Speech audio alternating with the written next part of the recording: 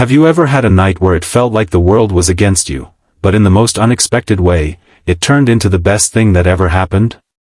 If you're watching this, don't skip, because this story might just make you believe in miracles again. And hey, before we begin, if you love stories of hope, kindness, and unexpected love, make sure to like this video and subscribe so you never miss another one.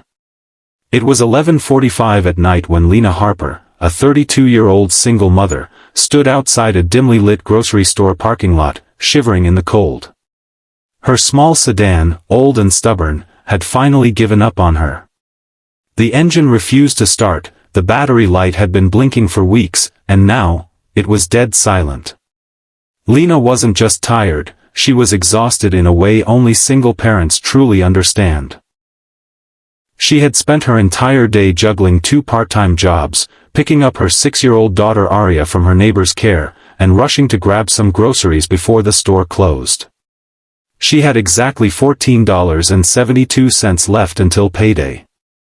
And that wasn't until Friday. The worst part? Aria was sitting in the back seat, half asleep, clutching her worn-out bunny plush.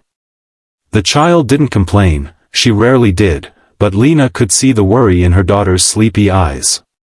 Lena muttered under her breath, "Not tonight, please, not tonight." She dialed 3 different friends, but no one picked up. Her phone battery was at 6%. She could feel the lump in her throat growing. That's when she saw a tall man walking toward her from across the parking lot. At first, Lena's instincts screamed caution.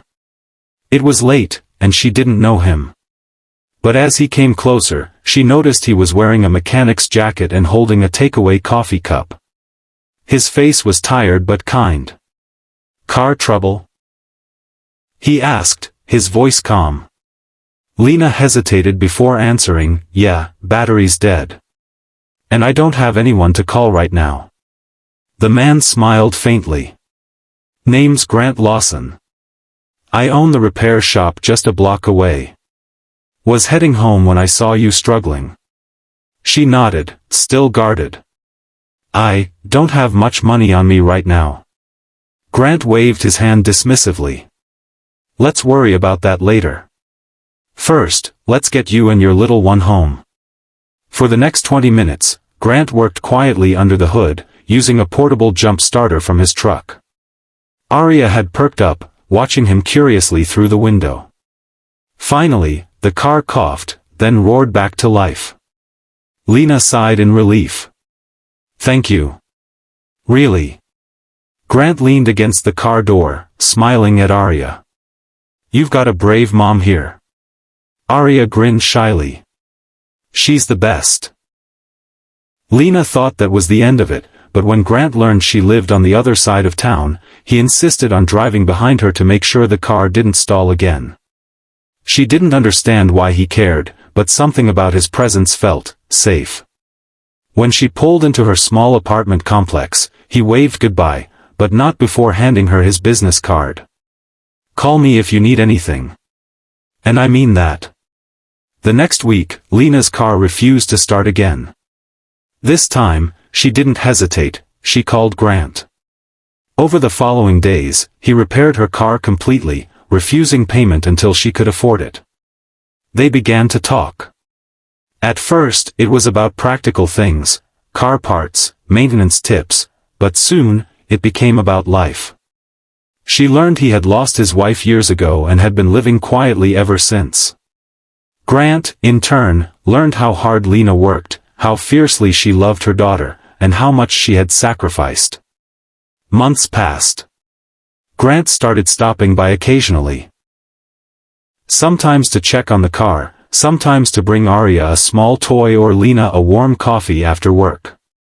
Aria began to adore him, and Lena, well, she found herself smiling again, in ways she hadn't in years. One rainy night, after Grant had fixed a leaky pipe in her kitchen, Lena finally asked the question that had been on her mind. "Why are you doing all this for us?" Grant's eyes softened. "Because years ago, when I was at my lowest, someone showed me kindness without expecting anything back. I promised myself I'd do the same someday. And, maybe because you and Aria make me remember what it's like to have a family.